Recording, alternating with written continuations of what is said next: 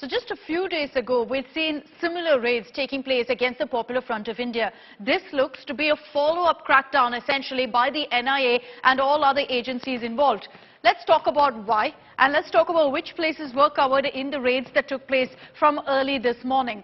Now, most of, in fact, the raids that took place were in two places, in the national capital, in Delhi, as well as in Karnataka. But overall, you had 8 states being covered and different cities across these 8 states where you saw these raids happening. In New Delhi, in Karnataka, Maharashtra, Madhya Pradesh, I can go on and on listing all of the cities in these states where we saw these kind of raids. In all, over 170 PFI leaders have been taken into custody in round 2 of the raids. Remember that just a few days back, in round 1 of the raids, similarly over 100 PFI members were taken into custody.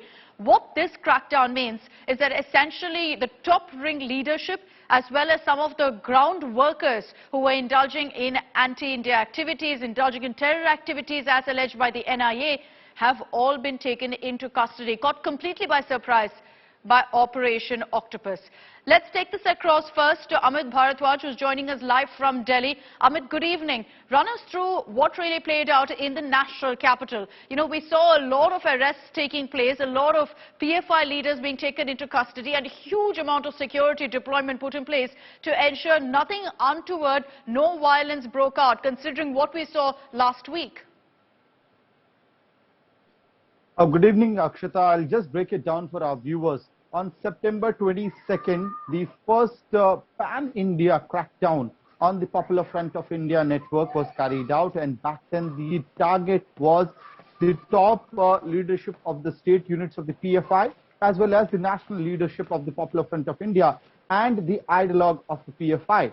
So we can say that in the first round of crackdown, the attempt was to break the backbone of the Popular Front of India network that is spread across several states in the country.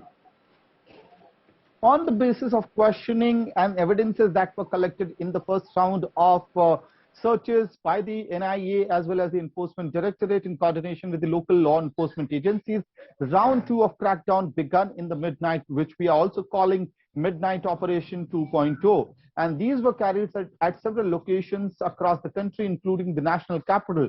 The basic difference between the two raids, if we talk about it, Akshata, this time around, the NIA had shared its inputs with several law enforcement agencies, including that of Delhi Police Special Cell, UP ATS, and these were the units which were actually leading the charge this time around, carrying out the searches, raid operations, detention, and eventually arresting those associated with the PFI.